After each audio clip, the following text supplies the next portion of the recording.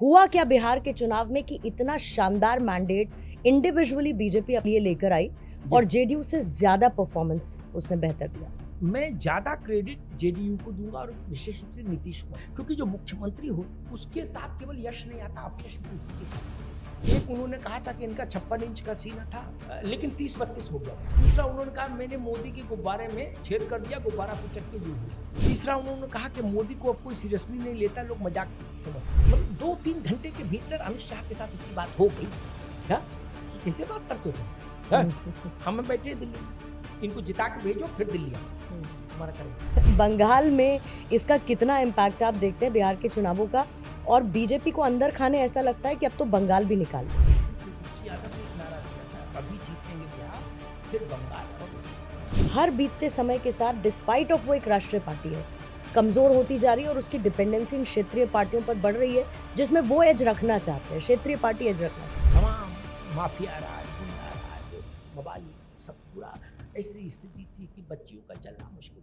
वह बच्चियों के साथ कुछ हो जाए तो मुकदमा लिखाना मुश्किल। लोग नारा लगाते थे, काशी तेरी नेक कमाई, तूने सोती कौन जवाई। लेकिन जब ओवैसी कहते हैं कि कब तक दरी बिछाने वाले बने रहोगे, मोदी अगर कह देते हैं कि पंचर बनाने वाले, तो दरी बिछाना बुरा नहीं लगता, लेकिन पंचर बनाने वाला बुरा लग जाता है। सम्राट चौधरी को भी हो सकता है आने वाले दिनों में आप हेमंता की।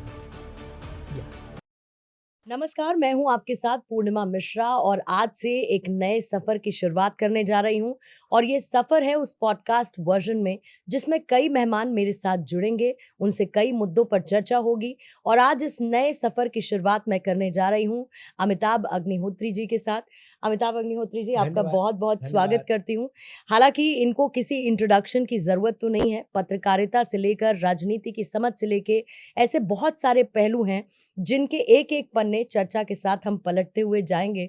और क्योंकि अमिताभ जी अभी अभी बिहार के चुनाव और उनके नतीजे देखने को मिले और ऐसा लगता था कि बहुत कुछ अनएक्सपेक्टेड होगा, चर्चा ऐसी थी जी। लेकिन कई ऐसे राजनीतिक धुरंधर हैं, वो चौंके नहीं नतीजों से। हुआ क्या बिहार के चुनाव में कि इतना शानदार मैंडेट इंडिविजुअली बीजेपी अपने लिए लेकर आई और जेडीयू से ज्यादा परफॉर्मेंस उसने बेहतर दिया। देखिए, इसमें मुझे 2-3 चीजें लगती हैं बिहार के जनादेश में, जिन पर चर्चा थोड़ी कम हुई। पहली चीज तो ये कि मैं ज्यादा क्रेडिट जेडीयू को दूंगा और विशेष रूप से नीतीश कुमार को दूंगा, क्योंकि जो मुख्यमंत्री होता है ना, उसके साथ केवल यश नहीं आता, अपयश भी उसी के खाते आता है ना। बीजेपी वहां ड्राइविंग सीट पर नहीं थी, तो बीजेपी अपना पल्ला भी झाड़ सकती, भाई नीतीश जी थे, हम क्या करते। उसके बाद भी 20 सालों के मुख्यमंत्रित्व काल के बाद भी नीतीश ने ऐसी परफॉर्मेंस की कि 88 सीट समथिंग लाए। भाजपा के संदर्भ में मुझे 2-3 चीजें बड़ी अद्भुत लगती। एक नैरेटिव इस देश में ये था पूर्णिमा जी कि बीजेपी उन मैदानों में कमजोर प्रदर्शन करती है या हाफ जाती है जो मैदान जातीय राजनीतिक चेतना के हो या सामाजिक न्याय के हो, और बिहार उसका सबसे बड़ा प्लेग्राउंड है। उससे बड़ा जातीय चेतना का कोई मंच ही नहीं बिहार से। और दूसरा नैरेटिव ये था कि बीजेपी ग्रामीण इलाकों में भी कंपैरेटिवली तुलनात्मक रूप से अच्छा नहीं कर पाती, उसका ज्यादा अच्छा प्रदर्शन शहरों में होता है। बिहार, बहुत कम लोगों को शायद इस बात की जानकारी हो, बिहार भारत का सबसे बड़ा ग्रामीण क्षेत्र अपने में समेटते हुए प्रोपोर्शन के हिसाब से, तो सबसे बड़ा जातीय मंच और सबसे बड़ा ग्रामीण मंच दोनों बिहार में थे, और दोनों में बीजेपी ने बता दिया कि हमने उस नैरेटिव को खत्म कर दिया, तोड़ दिया। एक और नई बात पर चर्चा करता हूं जो मेरे ख्याल से दर्शकों के लिए जरूरी है जानना। बिहार में पहले चुनाव जब होते थे, तो ये खास तौर पर तब से मैं बता रहा हूं जब लालू जी का जब से अभ्युदय हुआ बिहार की राजनीति, राम लखन यादव और उसके बाद लालू यादव, कांग्रेस का पराभव और लालू यादव का उत्थान उदय, तब से लेके और पिछले चुनाव तक बिहार में हर 5वां या हर 6ठा विधायक यादव होता था। क्या हर 5वां या 6ठा विधायक यादव होता था विधानसभा में, किसी पार्टी से हो लेकिन यादव। इस बार आपको पता क्या रिजल्ट आया? इस बार रिजल्ट ये आया, बड़ा चौंकाने वाली बात बता रहा हूँ। 243 की विधानसभा में 43 या 47 जो भी है नंबर, उसमें केवल 28 यादव जीत कर आए, सारी पार्टियों को मिला के। और लालू जी की पार्टी के बड़े बड़े यादव चेहरे हार गए। 11 या 12 कुल यादव जीते हैं लालू जी की पार्टी। ये एक विचित्र किस्म का घटनाक्रम है। बिहार की राजनीति से यादवों का प्रभुत्व घट रहा है, ये इस बात की मुनादी है। यही रिफ्लेक्शन यूपी में अगर आ गया तो समाजवादी पार्टी के लिए संकट हो जाएगा। ऐसा क्यों हुआ इसकी विवेचना फिर कभी करेंगे, बट ऐसा हो गया, ये आज बता दिया कि केवल 28 यादव जीते हैं, जबकि पहले हर 5वां या 6वां विधायक यादव होता था, चाहे इधर से हो चाहे उधर से हो। जी। लेकिन इन चुनावों में अभी भी मोदी ब्रांड का एक बड़ा वर्चस्व देखने को मिला और बिहार के नतीजे फिर से एक बार ये एस्टैब्लिश करके गए कि मोदी है तो मुमकिन है। पर ऐसा क्या एक्स फैक्टर है इस एक शख्सियत, इस एक चेहरे में कि नामुमकिन को भी मुमकिन करते हुए सारे समीकरणों को ध्वस्त होते हुए हमने इस चेहरे के नाम पर देखे? ठीक बात है कि है क्या, 2024 का जब लोकसभा का नतीजा आया तो उसके बाद मेरी समझ ऐसा कहती है कि अगर विपक्ष अति उत्साह में नहीं आ जाता और उच्छृंखल नहीं हो जाता तो शायद मोदी इतना प्रखर तरीके से कमबैक नहीं करते, ऐसा मैं मानता हूं। राहुल जी के 3 टिप्पणियां मुझे याद है लोकसभा चुनाव के बाद।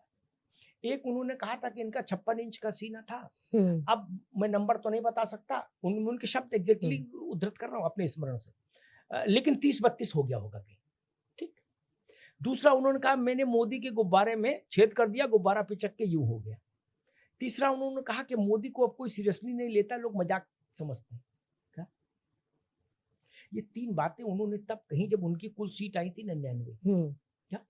उसी में बहुत खुश थे वो 99 सीटों का ये गणित था, और बीजेपी की आई थी 240। बीजेपी की 240 सीटें उतने से ज्यादा हैं जितनी 2014, 19 और 24 में मिला के कांग्रेस ने जीती। 3 लोकसभा चुनावों में कांग्रेस ने जितनी सीटें जीती, बीजेपी 240 की संख्या उससे भी ज्यादा है। उसके बाद नरेंद्र मोदी ने, भाजपा ने, या कहिए बृहत्तर संघ परिवार ने, सबने मिलकर जो उनकी कमियां थी, खामियां थी, उनको दूर किया, दुरुस्त किया, कील कांटे दुरुस्त किए, और फिर नए अभियान पर निकले। और नए अभियान पर निकले तो ऐसा पलट दिया पूरा कि 2019 से ज्यादा प्रतापी मोदी लग रहे हैं इस वक्त। जो लोग मोदी के ब्रांड के अवसान की घोषणा कर रहे थे, मोदी के उतार की भविष्यवाणी कर रहे थे कि अब बाढ़ का पानी उतार पर है, बाढ़ तो थी लेकिन अब उतार पर है, वो सब लोग दांतों तले उंगली दबा गए। अब फीता लेके कौन नापेगा? नहीं ना। हरियाणा, महाराष्ट्र, दिल्ली, बिहार, इस ढंग से जीतने के बाद अब आप नरेंद्र मोदी को नापने की गलती तो नहीं कर सकते। मुझे लग रहा है कि अपनी गलतियों से सीखना और इलेक्शन का माइक्रो मैनेजमेंट और जनता के साथ कनेक्ट हो पाने की कला, ये 3 चीजें भाजपा की सबसे बड़ी ताकत है और नरेंद्र मोदी की सबसे बड़ी ताकत है। कंटेम्परेरी इंडियन पॉलिटिक्स में मोदी जनता के साथ कनेक्ट होने के पहलू पर सबसे जोरदार राजनेता है। जनता के साथ, जनता का की नब्ज समझने की सलाहियत उतनी किसी में नहीं जितनी मोदी में। वो जानते हैं कब कहाँ क्या पहनना है, कब कहाँ क्या बोलना है, कब कहाँ कैसे हाथ हिलाना है और कहाँ पर चोट करनी है। इस बीच में एक बड़ा एक नैरेटिव सोशल मीडिया पर चला, आप कितना उससे इत्तेफाक रखते हैं मुझे ये बताइएगा कि तस्वीरें शेयर की गई 2024 के लोकसभा चुनावों की, और वो चेहरा दिखाया गया नरेंद्र मोदी का जिसमें उनकी बॉडी लैंग्वेज बहुत बदली हुई थी, आंखें थोड़ी सी बुझी हुई थी। तो लोगों ने कहा कि 400 पार नहीं आया तो अब उस गलती को हम सुधार लेते हैं। सिलसिलेवार तरीके से राज्यों में जीत पर जीत, जीत पर जीत, जीत पर जीत, और ये एक सोशल मीडिया पर नैरेटिव चला। आप इससे इत्तेफाक रखते हैं कि शायद लोगों को एहसास हुआ कि नहीं, गलती हो गई, बम पर जीत देनी चाहिए थी? मैं इससे बहुत बहुत पूरा मुतमईन नहीं। कि लोगों ने कहा गलती होगी। मैं सिर्फ ये कहूंगा, अपने शब्दों को वहां तक सीमित रखूंगा, भाजपा को समझ आया कि गलती होगी लोकसभा के चुनाव। हम्म, लोगों को नहीं, भाजपा को समझ आया। हम्म, दो बात बताता हूँ। एक इंटरव्यू में जगत प्रकाश नड्डा ने कहा कि अब भाजपा उतनी बड़ी हो गई कि उससे संघ की जरूरत है। हम्म, उसका हाहाकारी इंपैक्ट हुआ। कैसे इंपैक्ट? हाहाकारी जमीन पर। और ये बात मोदी और अमित शाह दोनों को समझ आ गई। जैसे ही नुकसान घटित हुआ, की गलती उनको हो गई। पता लग गया कि हो गया, जितना होना था हो गया। हम्म, सबसे पहले पहली फुर्सत में उस समस्या का समाधान किया गया और उसका रिजल्ट हमको महाराष्ट्र हरियाणा में दिख गया बम्पर, फिर दिल्ली में दिख गया, फिर बिहार में दिख गया। एक, वो गलती से सीखते हैं, वहां ईगो प्रॉब्लम नहीं है ना। गलती से तुरंत सीखेंगे और आप बिल्कुल गुमनाम व्यक्ति भी होंगे, अगर उनको पता लग जाए कि आप उपयोगी हैं तो आपको खुद खोज लेंगे और खोज के बुलवा लेंगे और आपसे 1 घंटा चर्चा करेंगे। आप सोचिए, अमित शाह ने बिहार का जो प्रबंधन किया, वो अद्भुत चुनाव प्रबंधन है। पूर्णिया, पप्पू यादव का इलाका, पप्पू यादव सोशल मीडिया पर कितना प्रलाप बहुत करते बोले थे। हैं। अमित शाह एक रात पूर्णिया रुके, पूर्णिया के सारा उन्होंने सिस्टम समझा कि क्या चल रहा है।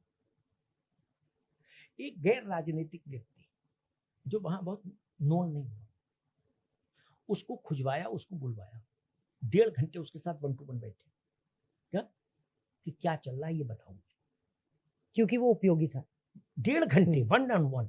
बाहर तब तक पता लगा 2000 आदमी की भीड़ लग गई दर्शन करने वालों की, किसी एक बार बस दर्शन कर लो। क्या अमित शाह जी का उन्होंने दर्शन करके करना दिन थोड़े ना आए हैं क्या। और पूर्णिया जिले की सारी सीटें एनडीए जीत गया, जिले की सारी। ये मैनेजमेंट। हमारा एक मित्र है, नाम नहीं लूंगा, बिहार का, उसने अपनी फोटो डाली अमित शाह जी के साथ वन ऑन वन बातचीत करते हुए, तो कहा कि मैं तो आश्चर्य में भर गया जब फोन आया कि अमित शाह जी आपसे मिलना चाहते। वो नेता नहीं, भाजपा भी नहीं। ये कितने लोग कर सकते हैं? क्या राहुल गांधी ऐसा कर सकते हैं? नहीं ना, ये वो करते हैं। और मतलब ये बहुत सारे उदाहरण में व्यक्तिगत तौर पर जानता हूं, यहाँ उनके नाम और प्रसंग देने की जरूरत नहीं।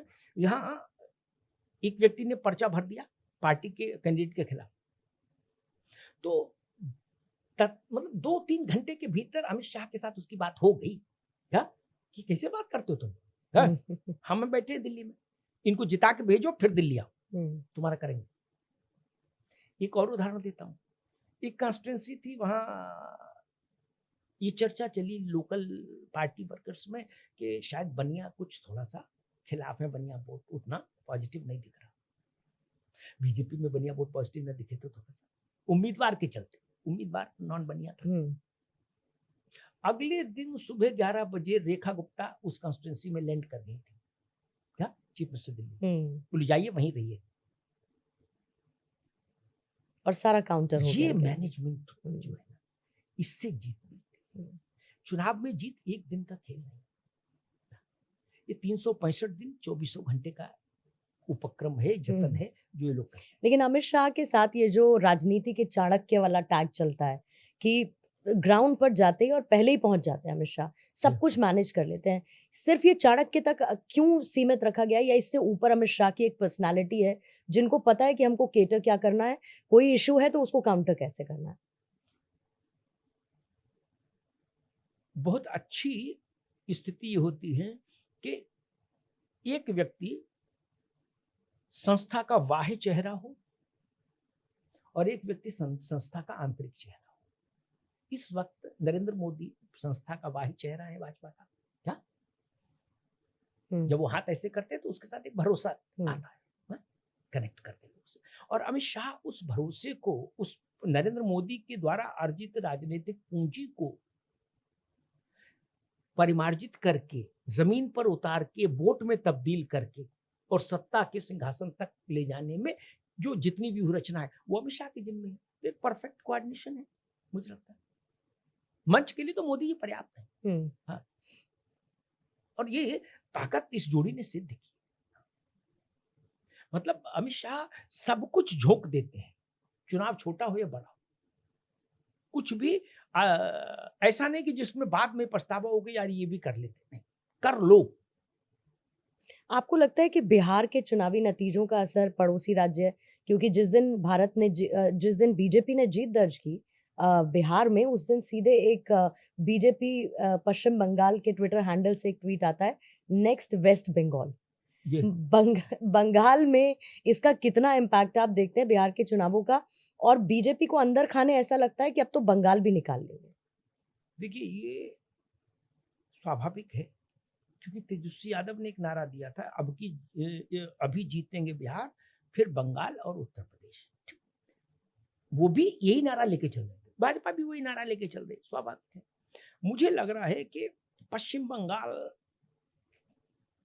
सीधे तौर पर कोई राज्य दूसरे राज्य के जनादेश से प्रभावित नहीं होता, लेकिन एक हवा बनती है एक, और दूसरा मैं अपने अनुभव के आधार पर कहूंगा, आपके जो कार्यकर्ता है ना, उनके मोराल पर असर पड़ता है, अच्छा और बुरा। जैसे कोई किस्सा बताइए। जैसे जैसे मैं हाँ। बताता हूँ कि अब बंगाल में जो टीएमसी का कार्यकर्ता है, वो देखेगा कि यार लालू जी की पार्टी ध्वस्त हो गई, 28 सीट आई, कांग्रेस 5 सीट 4 सीट, तो उसको लगेगा यार ऐसा तो नहीं कि दीदी का भी मामला कुछ गड़बड़ा जाए, तो वो अपनी पूरी ऊर्जा के साथ नहीं लग पाएगा आक्रामक अंदाज से।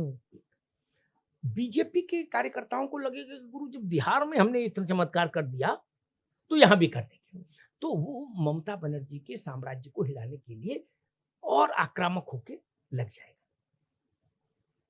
वैसे ही उत्तर प्रदेश है, ये दोनों राज्य संयोग से बिहार से सीमा लगती है, दोनों राज्यों की, बिहार की तो बंगाल की। उत्तर प्रदेश और बिहार में एक साम्यता ये भी है जो बंगाल के साथ नहीं है, कि वहां लालू जी, यहां मुलायम सिंह, दोनों राजनीतिक परिवार बड़े, दोनों पिछड़ों की राजनीति करने वाले, दोनों यादव, क्या लालू जी और मुलायम सिंह जी, तेजस्वी और अखिलेश जी। तो उस दृष्टि से ये दोनों राज्य कहीं ना कहीं प्रभावित हो। अगर आप 1% सोचिए, अगर भाजपा बिहार हार जाती तो सरकार चली जाती, तो भाजपा के कार्यकर्ताओं के लिए बंगाल में ममता बनर्जी का चुनावी प्रहार झेलना मुश्किल हो जाता। आप जब मन से टूट जाते हैं तो बहुत बड़ी लड़ाई नहीं लड़ पाते ना, आधी लड़ाई तो मन से लड़ते हैं आप, आधी जमीन पर लड़ते हैं। तो भाजपा को एज ये मिल जाएगी बंगाल में और उत्तर प्रदेश में कि आधी जो मन से लड़ी जाती है उसमें वो आगे निकल जाएगी, कि हम तो जीतने ही वाले हैं, जीत ही जाएंगे। और बंगाल में 2020 वाले चुनाव में भारतीय जनता पार्टी ने अपने वोट को टीएमसी के बगल में लाके खड़ा कर दिया था, यहाँ तक, सीटों में नहीं, वोट को। तो अगर वोट वो वहां तक लिया, इसका मतलब है पश्चिम बंगाल में गांव गांव, खेत खेत, शहर शहर, मेड़ मेड़, तहसील तहसील बीजेपी का सिंबल लोग जानने लगे, बीजेपी को जानने लगे, तभी ना वोट मिला। अब लड़ाई सिर्फ उसको सीटों में कन्वर्ट करनी है ना, पॉपुलर वोट है आपके पास, उसको सीटों में कन्वर्ट करना है, तो लड़ाई है सरल हो जाती है थोड़ी तुलनात्मक रूप से। और पिछली बार ममता बनर्जी को हरा के भाजपा ने एक बंगाल में मैसेज तो दे दिया कि ममता जी अजेय नहीं है, अपराजेय नहीं। जब ये तय हो जाए कि नेता अपराजेय नहीं है, तो बहुत सारी चीजों में आप कंफर्ट जोन में आ जाते। अगर आप उस नेता की विरुद्ध हैं, विपरीत पक्ष में खड़े हैं, और ये हो जाए कि आपका जो विरोधी है वो अपराजेय नहीं, ऐसा नहीं कि उसको हराया ना जा सके, तो फिर तो आधी लड़ाई वैसे आप जीत लेते। मुझे लग रहा वो स्थिति है। उत्तर प्रदेश की राजनीति की बहुत सारी दिलचस्प बातें हमेशा से रही हैं, क्योंकि एक सबसे बड़ा राज्य है। ये कहा जाता है कि सीधे उत्तर प्रदेश से ही रास्ता दिल्ली की गद्दी तक जाता है, लेकिन एक कॉमन फैक्टर है। अगर आपने बात बिहार की और उत्तर प्रदेश की, तो कॉमन फैक्टर एक इधर नजर आया, तेजस्वी के साथ राहुल गांधी, वो 2 लड़कों की जोड़ी, उधर अखिलेश के साथ एक 2 लड़कों की जोड़ी वाला एक्सपेरिमेंट हो चुका है। आपको लगता है कि कांग्रेस की पोजीशन हर बीतते समय के साथ, डिस्पाइट ऑफ वो एक राष्ट्रीय पार्टी है, कमजोर होती जा रही है और उसकी डिपेंडेंसी इन क्षेत्रीय पार्टियों पर बढ़ रही है, जिसमें वो एज रखना चाहते हैं, क्षेत्रीय पार्टी एज रखना चाहते हैं? एक तो ये इसमें 2 चीजें हैं, 2 आयाम है इस प्रश्न के। एक तो आयाम ये कि कांग्रेस लगातार क्यों डिटेरियोरेट कर रही है। बिहार के संदर्भ से देखें तो मैं मानता हूं बिहार जैसे राज्य में एसआईआर के मुद्दे पर राहुल गांधी ने अपनी पार्टी की भी ऊर्जा खराब की और तेजस्वी की भी ऊर्जा खराब की। जितने दिनों उन तेजस्वी को अपने साथ घुमाया जी। नहीं तो कुछ और काम करते तेजस्वी, खुद घूमते तो शायद ज्यादा वोट मोबिलाइज करते। वो मुद्दा इतना चलना था न चला। मुझे लगता है कि भारत के मन को भाने वाले मुद्दे क्या है, कांग्रेस उन मुद्दों की पहचान करने में असफल है। चौकीदार चोर है, आप चुनाव हार गए। राफेल में दलाली हुई, इशू बनाए, आप चुनाव हार गए। मुद्दा बने तो मुद्दे पर टिकी और मुद्दा परिणाम दे। आप हर बार नया मुद्दा ले आते हैं। 14 से अब तक कांग्रेस कितने मुद्दे बदल चुकी मोदी के खिलाफ। भारतीय जनता पार्टी धारा 370 को जनसंघ की स्थापना दिवस से लेके चली और मोदी तक चली, जब तक वो हट नहीं गई। वैसे अयोध्या को लेकर देखिए कितने राजनीति के मुद्दे साइंस की लेबोरेटरी नहीं है कि परख नली में रोज केमिकल बदल बदल के आप चेक कर रहे हो कि देखें क्या रंग आएगा। मुद्दे पर टिकिए। पहले तो ये तय करिए कि मुद्दा जनता के मन को छूने वाला हो, और उसके बाद उस पर टिकिए, संघर्ष करिए। जनता ये जान ले कि आप इस मुद्दे के साथ प्रामाणिकता से खड़े हैं, तब वोट देगी। अयोध्या ने एकदम वोट भाजपा को राज सिंहासन नहीं सौंपा। जनता ने टेस्ट किया भाजपा को कि देखें इनके मन में अयोध्या कितनी अंदर तक है। टेस्ट कर लिया तो फिर अयोध्या ने भाजपा के लिए राजयोग का एक्सप्रेस वे खोल दिया। 82 से 182 और फिर नरेंद्र मोदी का। तो मुझे लग रहा है कांग्रेस वो नहीं कर पाई। और दूसरी बात मुझे लगता है कि जनता से कनेक्ट करना, भाषण शैली जिसमें जनता को लगे कि हाँ भाई मेरे मन की बात कही, राहुल जी में वो लैकिंग है मुझे लगता है। लेकिन उनका सपना तो प्रधानमंत्री बनने का है ही। नहीं, देखिए सपना देखने का तो अधिकार है, और खासतौर पर उस परिवार का व्यक्ति तो जरूरी सपना देखेगा जिसके यहाँ इतने लोग प्रधानमंत्री रहे हों, पंडित जी, इंदिरा जी, राजीव गांधी। लेकिन मुझे ऐसा लगता है, बाकी तो ज्योतिषी जाने भाग्य किसका कैसा है, लेकिन मुझे ऐसा लगता है कि भारत के प्रधानमंत्री पद तक अब पहुंचना, जब नरेंद्र मोदी हो सामने, राहुल गांधी के लिए बहुत मुश्किल है।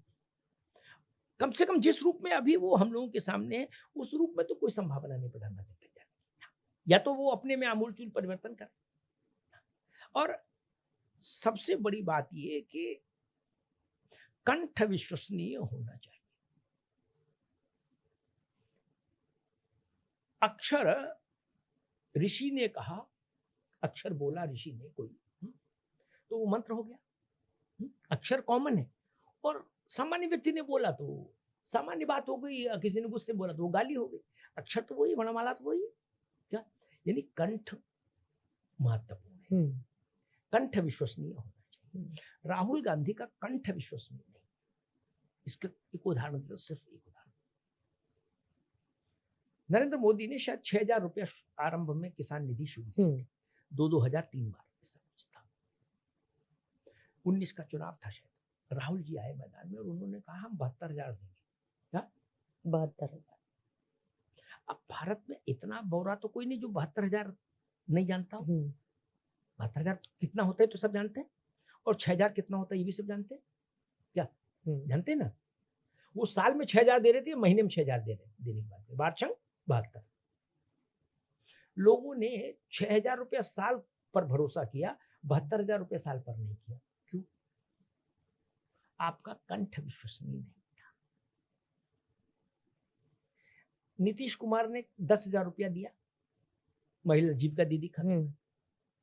तेजस्वी ने कहा कि 14 तारीख नोट कर लो, 14 जनवरी को 30,000 रुपया अकाउंट में डाल दूंगा। महिलाओं ने 30,000 स्वीकार नहीं किया, 10,000 किया। कंठ विश्वसनीय होना चाहिए। कंठ अगर आपका विश्वसनीय नहीं, जनता आपके कहे पर भरोसे नहीं कर रही तो वो बात ही खत्म होगी। और उस कहे पर भरोसा, बहुत सारे ऐसे फैसले जो बीजेपी ने लिए, मुझे लगता है उसकी वजह से वो क्रेडिबिलिटी नरेंद्र मोदी के नाम की डेवलप भी हुई। लेकिन अब आ जाते हैं थोड़ा बीजेपी की उस चुनावी पिच पर, जिस पर हमेशा से बैटिंग उसने की, और वो है हिंदुत्व की पिच। जब हम हिंदुत्व की पिच की बात करते हैं तो उत्तर प्रदेश बहुत महत्वपूर्ण हो जाता है। उत्तर प्रदेश में चेहरा है योगी आदित्यनाथ। हिंदुत्व के पोस्टर बॉय की छवि से लेकर बुलडोजर बाबा तक योगी आदित्यनाथ की प्रासंगिकता उत्तर प्रदेश में आप कैसे देखते हैं? देखिए, बहुत उत्तर प्रदेश के अब तक के पूरे जनसंघ से लेके अब तक की पूरी यात्रा देखिए तो सबका योगदान है। ये कहने के बाद मैं अगली बात बोलूंगा, सबका योगदान है, एक एक कार्यकर्ता का योगदान होता है, तब कोई संगठन खड़ा होता है। ये कहने के बाद एक बात कहने की हिम्मत करता हूँ, मेरी पत्रकारी समझ कहती है उत्तर प्रदेश में भाजपा के, अब जनसंघ से भाजपा तक सिर्फ 2 ही नेता हैं जिनके पास वोट है जो ब्रांड बने। One is Kalyan Singh and second one is Yogi Adityanath. बाकी सब नेता रहे, ब्रांड नहीं। ब्रांड जब मैं बोलता हूं, वो ब्रांड का मेरा मतलब होता है पार्टी से इतर हमारी छवि का वोट। जैसे नरेंद्र मोदी ब्रांड है, भाजपा का जितना वोट है उतना तो है ही, फिर उनकी छवि से वोट एड ऑन होता है, तभी ना इतना रिजल्ट आता है। भाजपा के पास 26% वोट है, 10% मोदी जी के चेहरे का एड ऑन हो गया तो 36 हो गया। वैसे मैं मानता हूं कि बहुत समय बाद भारतीय जनता पार्टी को देश के सबसे बड़े राज्य में ऐसा चेहरा मिला जिसने अपनी विश्वसनीयता जनता के बीच में साबित की, और उसका नतीजा ये हुआ कि 38 साल का जो एक डेडलॉक था वो टूटा। कोई मुख्यमंत्री दोबारा निरंतरता में अपनी सरकार को वापस नहीं ला पाए। मुलायम सिंह, मायावती जैसे बड़े कद के नेता वहां मुख्यमंत्री रहे। उत्तर प्रदेश कोई मेघालय और नागालैंड तो है नहीं, कोई नेता ये करिश्मा नहीं कर पाया। बीपी सिंह, विश्वनाथ प्रताप, नारायण दत्त तिवारी, वीर बहादुर, मुलायम सिंह, इवन कल्याण सिंह जी, कोई नहीं कर पाया। मायावती जी, कोई नहीं कर पाया जो योगी ने किया। दोबारा सरकार 2022 में लेके आया। इससे पता लगता है कि आपने अपनी ब्रांड वैल्यू इस्टेब्लिश की। और योगी के साथ जो सबसे अच्छी बात मुझे लगती है कि उनके व्यवहार में, उनके चिंतन में, उनके एक्शन में, तीनों में, मनसा वाचा कर्मणा, तीनों में ढुलमुलपन नहीं, सीधी बात, सपाट बात, ढुलमुल नहीं। और त्वरा है, त्वरा मतलब कि जो चीज होना है वो तत्काल होना है। ये नहीं कि भाई बाबू उसको लटका दें, अटका दें, भटका दें। दृष्टि साफ, विजन साफ, हम क्या चाहते हैं, हम कैसे करना चाहते हैं। और उत्तर प्रदेश में जो लॉ एंड ऑर्डर के मसले पर योगी जी ने जो सफलता पाई, उसने उनके कद को बहुत बड़ा कर दिया। क्योंकि उत्तर प्रदेश ने कानून व्यवस्था के स्तर पर बहुत दंश झेले थे। तमाम माफिया राज, गुंडा राज, मवाली, सब पूरा ऐसी स्थिति थी कि बच्चियों का चलना मुश्किल हो जाए। बच्चियों के साथ कुछ हो जाए तो मुकदमा लिखाना मुश्किल हो जाए। रिपोर्ट कवाल का कांड इसीलिए हुआ मुजफ्फरनगर, 6 महीने दंगा। उसमें जो राजनीतिक हस्तक्षेप था कानून व्यवस्था में, योगी ने उन सब चीजों को दुरुस्त कर दिया।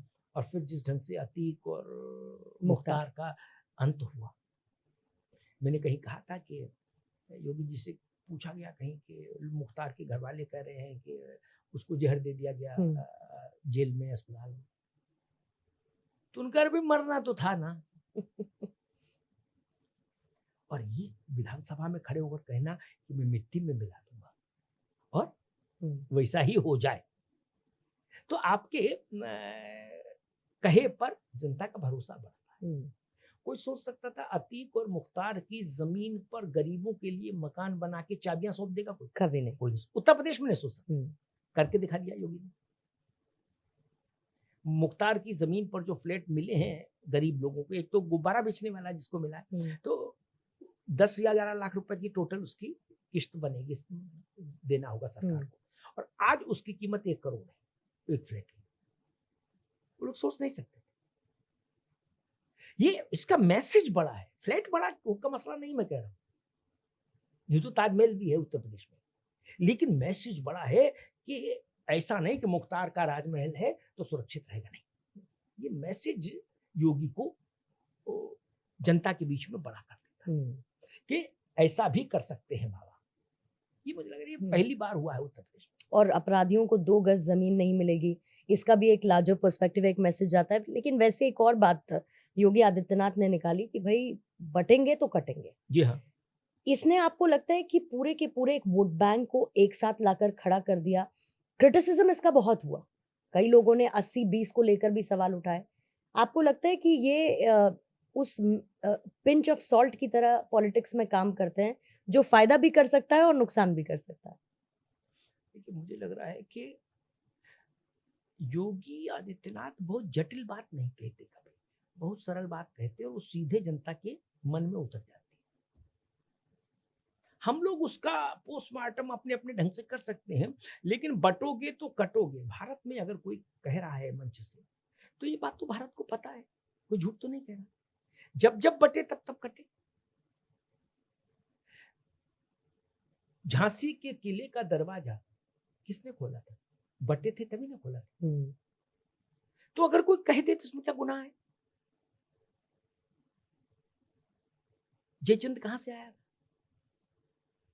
खिलजी को किसने बुलाया था? बिन कासिम को चिट्ठी किसने लिखी थी? यहीं के लोगों ने लिखी थी। बटे थे इसीलिए न कटे थे। तो इतिहास को आप ना तो निरस्त कर सकते हैं, ना उस पर काली फिल्म चढ़ा सकते। वो कार का शीशा थोड़ी ना कि काली फिल्म लगा लेंगे इतिहास पर, नहीं। इतिहास को जितना दबाएंगे उतना ही वो बाउंस बैक करेगा। और 1000 वर्ष का इतिहास है। आप इस गलतफहमी में कौन रहेगा कि बिन कासिम को एक रात में स्वप्न आया कि यू भारत चलो, नहीं ना। या बाबर को सपना है ना, उसकी पृष्ठभूमि यही के लोग गए थे भाई, यही के लोग गए थे। लेकिन बीजेपी वो जो चाल चरित्र और चेहरे की बात करती है हमेशा, यूपीए की सरकार में इमरजेंसी जैसे फैसले का जिक्र ना हो। वाजपेयी साहब उनमें से एक थे और ऐसे बहुत सारे चेहरे थे जिन्होंने इमरजेंसी की उन यातनाओं को झेला, बट उसमें आपका पर्सनल इंटरेस्ट ज्यादा था जब फैसला लिया गया इमरजेंसी का। ठीक बात है।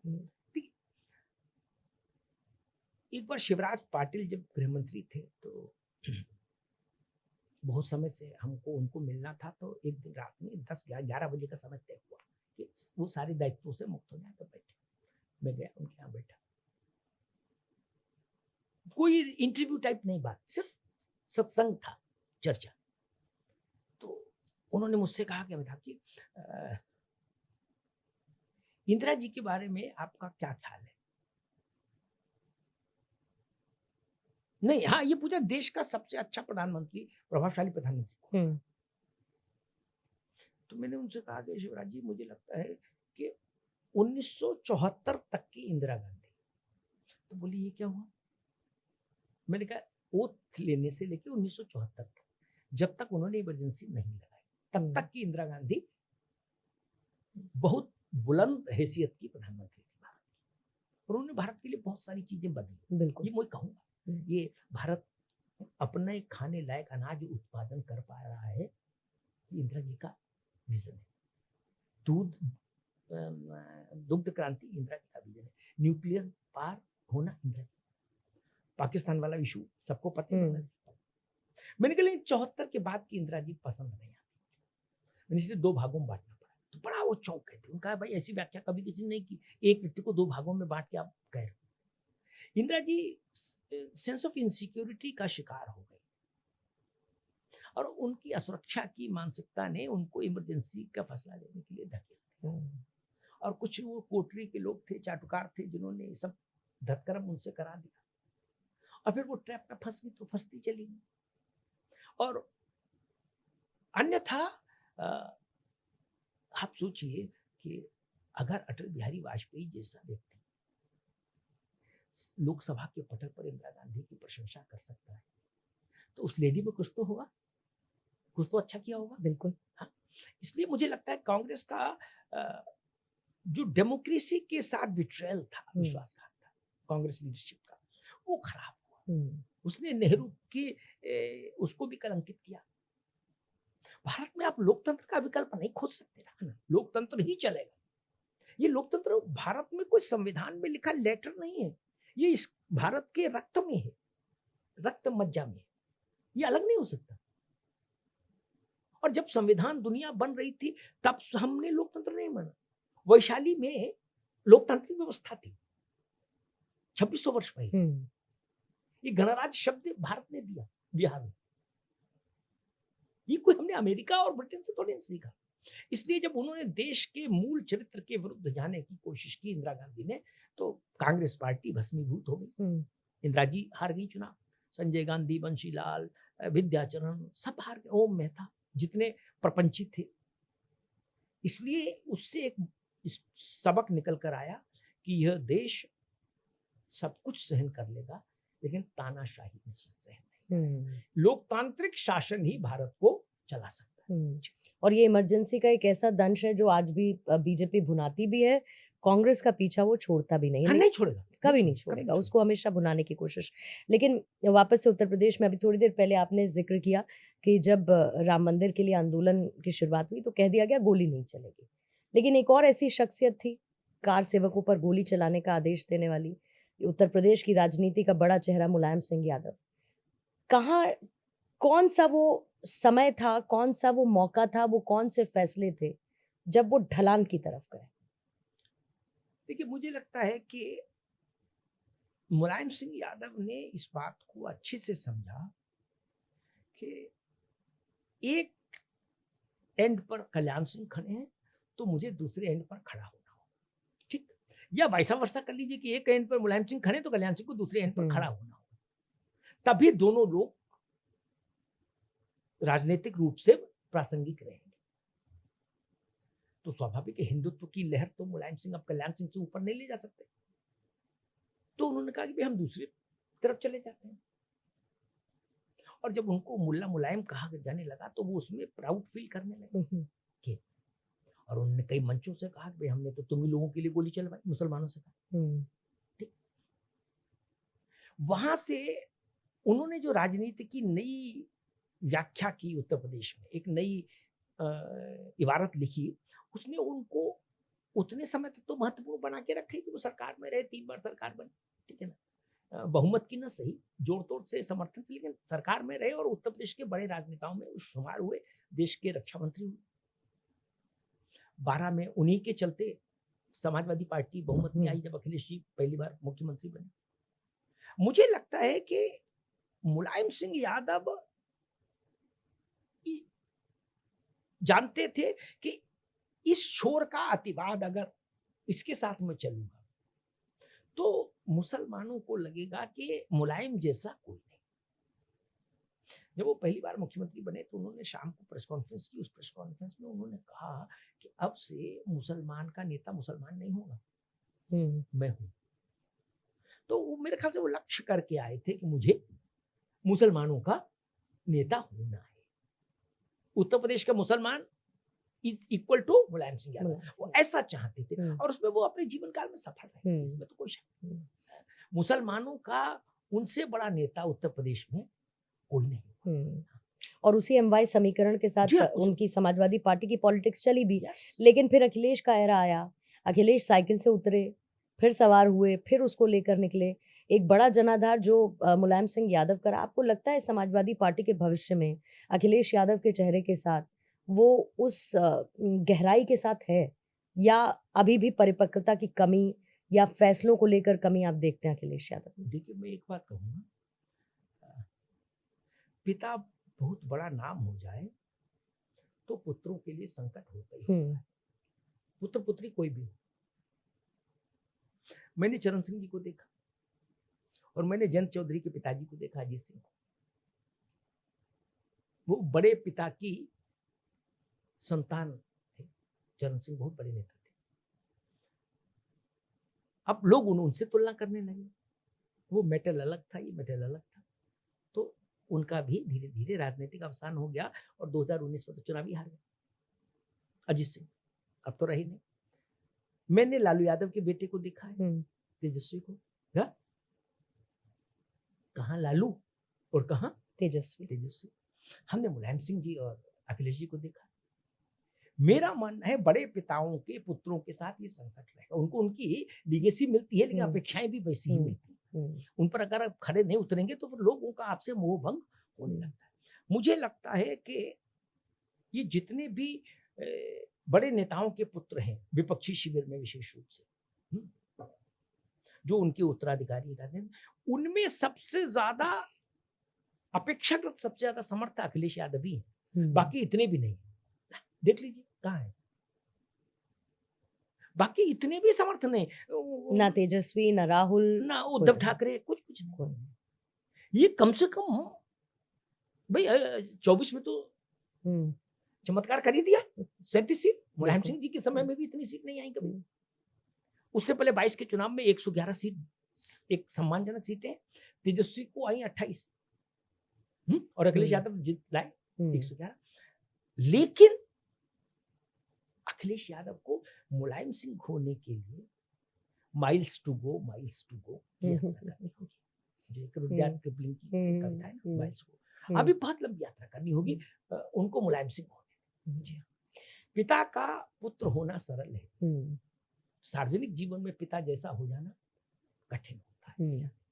राजनीति में ना जातिगत समीकरण बहुत मैटर करते हैं। दलितों की बात करने वाली मायावती, उनका एक डाउनफॉल हमने हमारी इस पीढ़ी ने देखा है।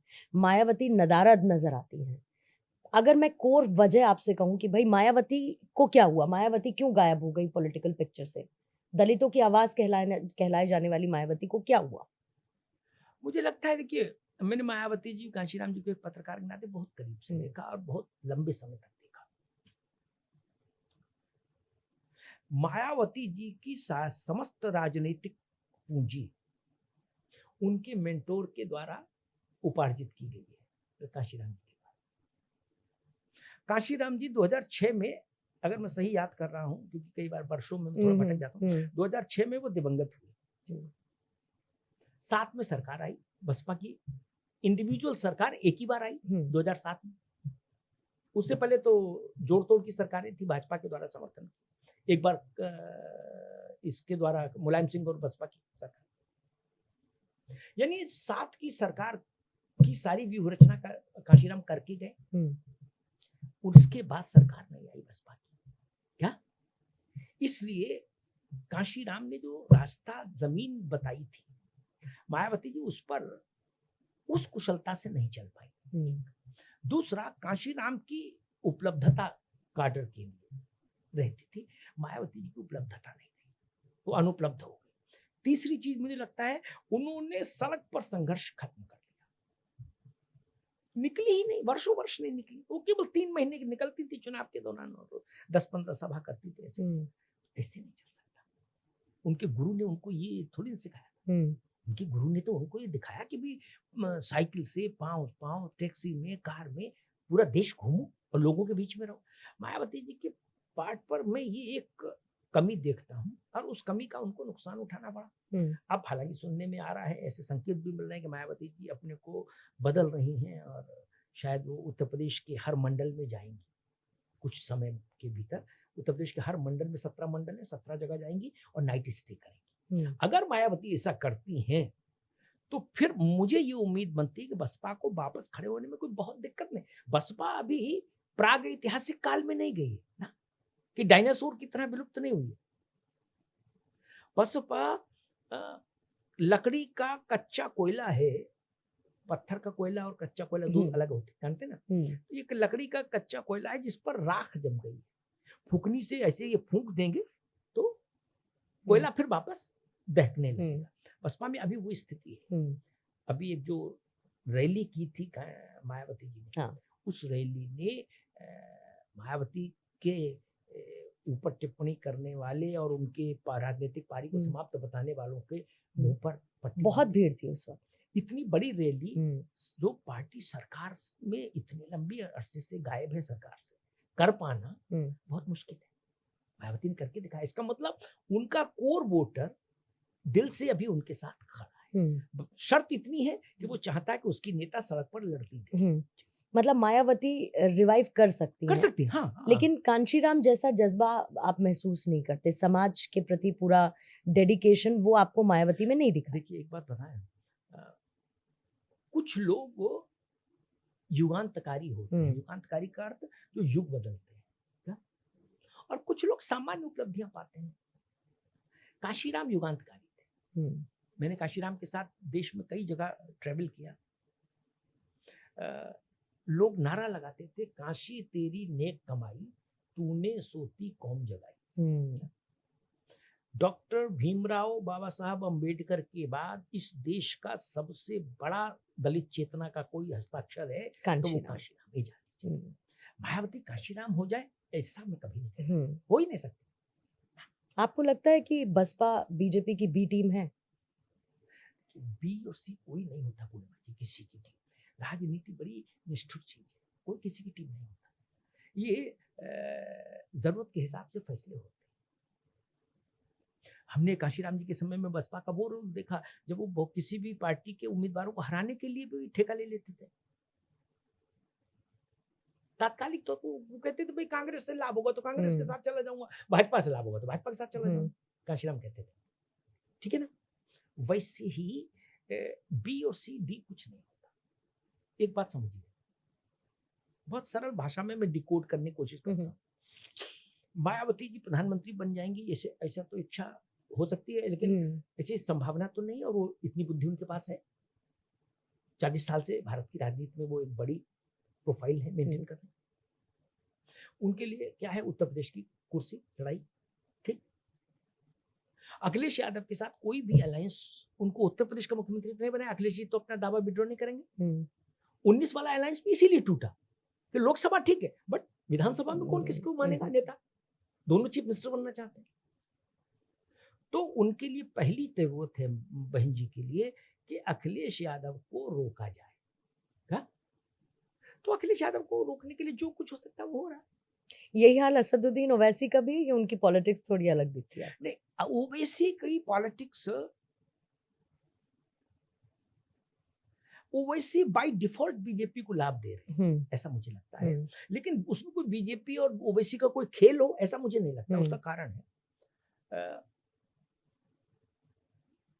मुसलमान यादव का नेता यादव, जाटव का नेता जाटव, बड़ी कड़ी बात कह रहा हूँ, ऐसी बात सामान्यतः लोग बोलते नहीं। जाटव का नेता जाटव, कुर्मी का नेता कुर्मी, कोयरी का नेता कोयरी, बामन का नेता बामन, राजपूत का नेता राजपूत। क्या? फिर मुसलमानों का नेता मुसलमान क्यों नहीं? ओवैसी इसी थ्योरी को बेच रहे हैं। क्या? वो कहते हैं कि कोई ब्राह्मण यादवों का नेता हो सकता है? नहीं, यूपी में, बिहार में नहीं ना। तो मुसलमानों का नेता मुसलमान क्यों नहीं? और जो विपक्षी शिविर है, गैर भाजपा शिविर है, इंडिया अलायंस कह लीजिए, उसमें मुसलमानों को लेके जो हिपोक्रेसी है, ओबीसी उसको मंच पर अनावृत कर देते हैं, उधेड़ के रख देते हैं। तो मुसलमान को लगता है कि हाँ भाई इस आदमी में जज्बा है और ये हमारे लिए लड़ सकता है। जिसे वो कहते हैं ओबीसी कि आजम खान मुसलमान था तो जेल गया और अखिलेश यादव यादव थे तो बाहर घूम रहे हैं। इतनी खरी बात, और इस तरह से कहना मुसलमानों में एक कंपन तो पैदा होते ही ओबीसी की बात से। इसलिए मुझे लगता है ओबीसी लेटर और सूनर भारत में मुसलमानों की बड़ी आवाज बनी।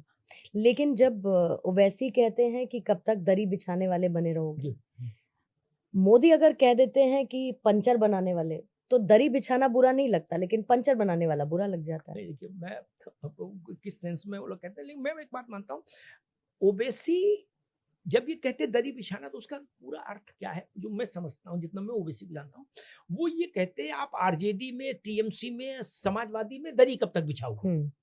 वो आपसे दरी बिछवाएंगे, आपको हिस्सेदारी नहीं देंगे। मंच जैसे पीडीए के मंच पर एक भी मुस्लिम लीडर नहीं रहा। क्यों? ये सवाल ओबीसी उठाते हैं तो फिर हंगामा मच जाता है। वो कहते हैं भारत की 18% आबादी का एक चेहरा आपको नहीं मिला जिसको मंच पे बैठा देते, तो उसमें रीजनिंग दिखती है ना मुसलमान को कि बात तो सही कह रहे हैं। बात सही कर, वो करे 20 कुर्सी पड़ी थी, 21वीं पड़ जाती। संजय राउत तक मंच पर बैठ गए, लेकिन एक मुसलमान बराए नाम भी नहीं। कि मतलब वोट तो चाहिए लेकिन रिप्रेजेंटेशन नहीं। वो यही कह रहे हैं कि आपका वोट लोग इस्तेमाल कर लेते हैं, आपको पहचान नहीं देना चाहते। बस इसी थ्योरी पर, इसी तर्क पर ओबीसी का विस्तार हो रहा है। एक और चेहरा है हिमंता बिस्वा शर्मा जी। फिर से उनको वो नया हिंदुत्व का पोस्टर बॉय, उनके फैसले, खरी बातें, टू द पॉइंट बात करना, उनका व्यक्तित्व उनकी राजनीति के लिए भी उपयोगी देखते हैं आप, एक जो वोट बैंक को कन्वर्ट करता है? मुझे लगता है हेमंता भाजपा के मुख्यमंत्रियों में से इस मामले में सबसे अलग है कि जिन्होंने योगी मॉडल को लेटर एंड स्पिरिट समझा और समझ के अपने राज्य के अनुकूल उसको करके, ठीक है, असम में जमीन पर उतार दिया। बेसिकली हेमंता जो कर रहे हैं वो योगी मॉडल, ठीक है, हम्म, वैसे टोन, वैसे जेस्चर, हम्म, वैसे फैसले, हम्म, ठीक। और अपने किसी फैसले पर समझौतावादी ना होना, हम्म, ठीक है ना ये। अब एक व्यक्ति मुझे और दिख रहा है जिसमें मेरी हंच है, ये हो सकता है अगर अच्छा सम्राट चौधरी को भी हो सकता है आने वाले दिनों में आप हेमंता की तरह देखें बिहार में। योगी मॉडल को अपने राज्य में एज इट इज उतारने वाला अगला व्यक्ति सम्राट चौधरी होगा, ये मेरी समझ कहती है political। आधार इसका? आधा उसी से सदगति मिली। वो जानते हैं कि लोग क्या चाहते हैं, लोग कैसे चाहते हैं कि भाई न्याय तत्काल होना चाहिए, दंड ऐसा होना चाहिए जो लाउड हो। चाणक्य ने कहा कि राजा का दंड और पुरस्कार दोनों की गूंज बड़ी होनी चाहिए। पुरस्कार भी दीजिए तो चौड़े में दीजिए, और दंड दीजिए तो भी चौराहे पर दीजिए ताकि उसकी गूंज जाए। तो दो लोग हेमंता कर रहे हैं और सम्राट चौधरी आपको आने वाले दिनों में योगी मॉडल को बिहार में उतारते हुए नजर आए। अयोध्या का सपना पूरा, काशी मथुरा बाकी, इसका इम्पैक्ट आप पॉलिटिक्स में कितना ज्यादा देखते हैं? देखिए, जो दोनों, अयोध्या एक अलग किस्म का चित्र था, वहां मंदिर तिरोहित हो गया था, केवल गुंबद बचे थे जो मस्जिद के याद दिलाते थे। तो वहां जो भावना का वो था ज्वार, वैसा ज्वार काशी में नहीं हो सकता, क्योंकि काशी में मंदिर भी चल रहा है और मस्जिद भी चल रही है, ठीक। वहां मंदिर नहीं चल रहा था, भाई मंदिर, मूर्ति तो 1949 में आई, उससे पहले तो केवल मस्जिद ही मस्जिद चल रही थी। रामलला को देश निकाला दे दिया था मस्जिद बना के। और मथुरा में भी वैसा आक्रोश नहीं दिखता लोगों को ना, क्योंकि वहां जन्म स्थान भी चल रहा है, मंदिर हो रहा है, कहीं कोई समझ है, साथ में ईदगाह भी लगी। वहां ऐसा नहीं था, इसलिए अयोध्या में सबसे ज्यादा जनज्वार उमड़ा। हाँ, काशी और मथुरा के लिए देश का मानस अब ऐसा बन गया है कि वो चाहते हैं कि इस विषय का समाधान हो जाए।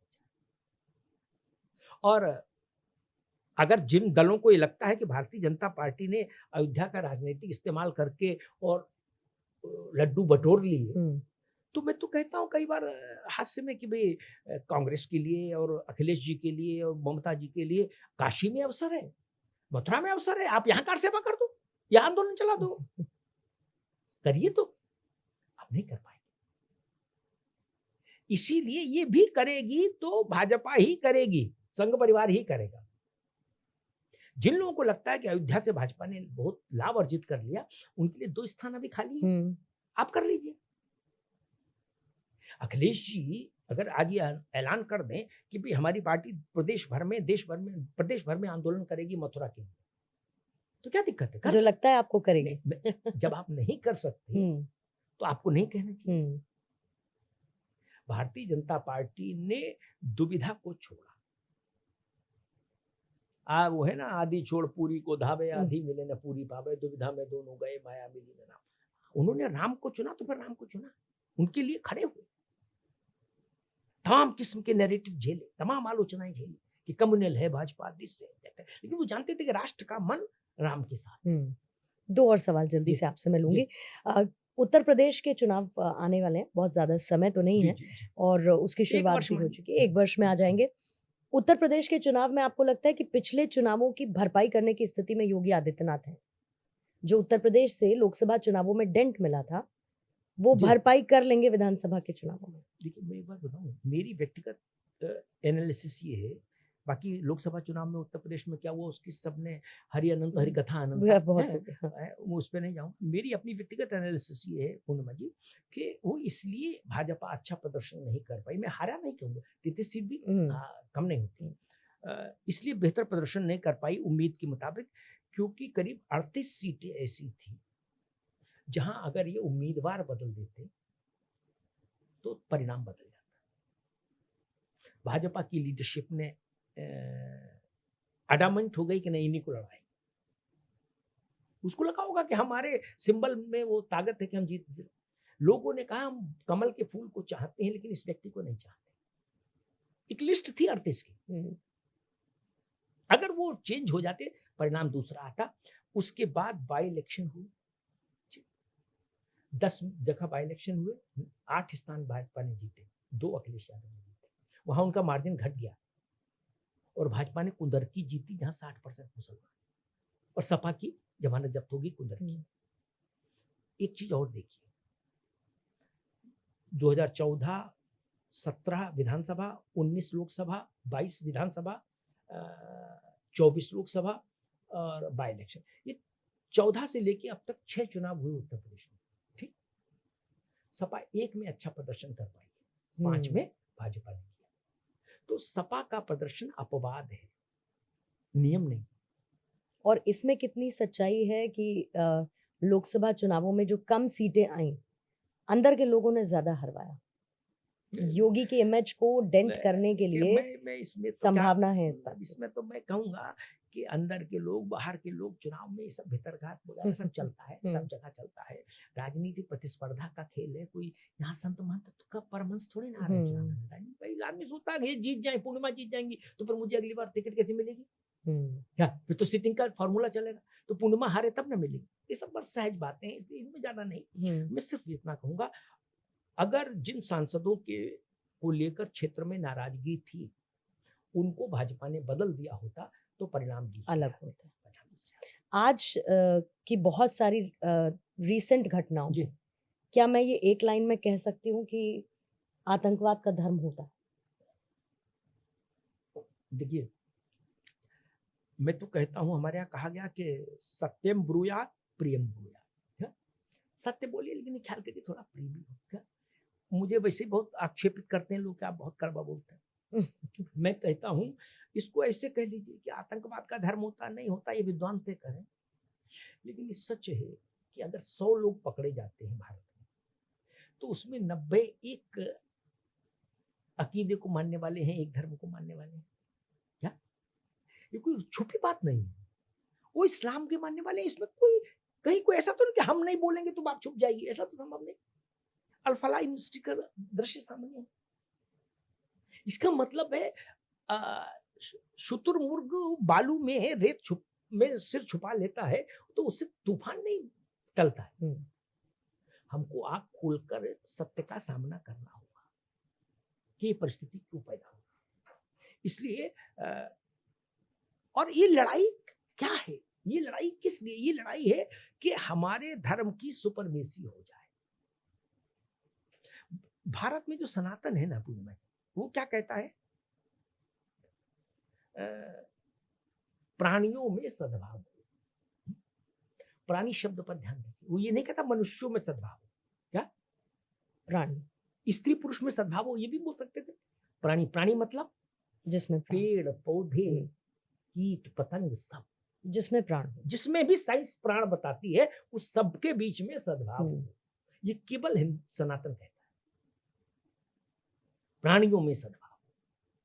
तो उस धारा के साथ दूसरी धारा ये है जो ये कहती है कि केवल हम ही हैं, दूसरा कोई नहीं। सारी लड़ाई इसी की है और पूरी दुनिया में है, केवल भारत में नहीं, पूरे ग्लोबल उसमें पर्सपेक्टिव में भी आप देखेंगे तो तनाव है। और एक बड़ा सवाल है कि करबला की लड़ाई में हुसैन साहब और उनके परिवार को किन लोगों ने मारा? वहां कोई गैर मुस्लिम तो था ही नहीं। क्या पैगंबर साहब के परिवार के लोगों को इस्लाम के अनुयायियों ने मारा, और तब जो कुछ बच के भागे उनको भारत ने शरण दी। इसलिए जो सनातन का ट्रैक रिकॉर्ड है वो सर्वे भवन्तु सुखना वाला है। लेकिन यहां पूरे विश्व भर में अगर टकराव चल रहा है तो हर टकराव के पीछे कहीं ना कहीं, आप सोचिए, पहले कहा जाता था कि बेरोजगार लोग हैं, अनपढ़ लोग हैं, वो ऐसा कर रहे हैं, आतंक में चले जाते हैं, वो क्या करें? अब तो डॉक्टर इंजीनियर, इसका मतलब वो परिभाषा लागू नहीं होती। ये यहाँ की समस्या है। हाथ बदल जाते हैं, ब्रेन वही है। इसके पीछे। आप सोचिए, पढ़ा लिखा आदमी जो 3 लाख रुपए सैलरी पा रहा है सरकारी अस्पताल में, डॉक्टर, एक व्हाइट कॉलर जॉब है उसके पास, वो आदमी आत्मघाती बनने के लिए निकल पड़ा, शू बॉम्बर बन के। समस्या कितनी गहरी। और फिर मैंने एक जगह कहा था कि अनपढ़ आतंकी से पढ़ा लिखा आतंकी कई गुना ज्यादा खतरनाक है। अल जवाहिरी भी पढ़ा लिखा था, बिन लादेन भी पढ़ा लिखा था। इसलिए ये पूरे वैश्विक संकट है और इसको विश्व को वैसे ही निपटना पड़ेगा जैसे वैश्विक संकटों से निपटना पड़ता है। जैसे कोविड एक बड़ा संकट था, टेररिज्म उसी ढंग का संकट है। इससे मुंह चुराएंगे तो कोई कहे कि मुझे कोविड नहीं हुआ तो फिर तो प्राण ही जाएगा। पहले मानिए कि कोविड हुआ तब ना दवाई वैक्सीन लेंगे। वैसे ही मैं कहता हूँ आतंकवाद है, आतंकवाद की कुछ प्राइमरी वो है फाइंडिंग्स हैं कि ऐसे ऐसे ये आतंकवाद फल फूल रहा, उन पर प्रहार करना होगा और निर्ममता के साथ, निष्ठुरता के साथ, और वो भी जीरो टॉलरेंस। दुष्ट दलन रघुनाथ कला की, दुष्टों का दलन भी एक राजा का कर्तव्य है। और शायद यही गीता में भगवान ने, कृष्ण ने भी कहा कि परित्राणाय साधुनाम विनाशाय च दुष्कृताम, दुष्टों के विनाश के लिए। अच्छे लोग कब सुरक्षित होंगे? जब दुष्टों का विनाश होगा। दुष्ट भी रहे और अच्छे भी रहे, ये संभव नहीं। दुष्ट रहेंगे तो वो अच्छों को खा जाएंगे और अच्छे तभी सुरक्षित रहेंगे जब दुष्ट खत्म हो जाएंगे, समाप्त हो जाएंगे। मुझे लग रहा है उस दृष्टि में पूरे विश्व को एक साथ एक अभियान चला रहा। चलिए, इसी के साथ इस चर्चा को भी रोकते हैं। बहुत बहुत शुक्रिया आपका अमिताभ अग्निहोत्री जी आज के इस पॉडकास्ट में जुड़ने के लिए, और साथ ही आपका राय, आपके मशवरे भी बहुत महत्वपूर्ण है। तो इसीलिए कमेंट सेक्शन में अपनी राय ज़रूर दीजिएगा इस चर्चा के बाद, और चैनल को लाइक और सब्सक्राइब करना मत भूलिएगा। बहुत बहुत शुक्रिया आप सभी का भी इस सफ़र का हिस्सा बनने के लिए।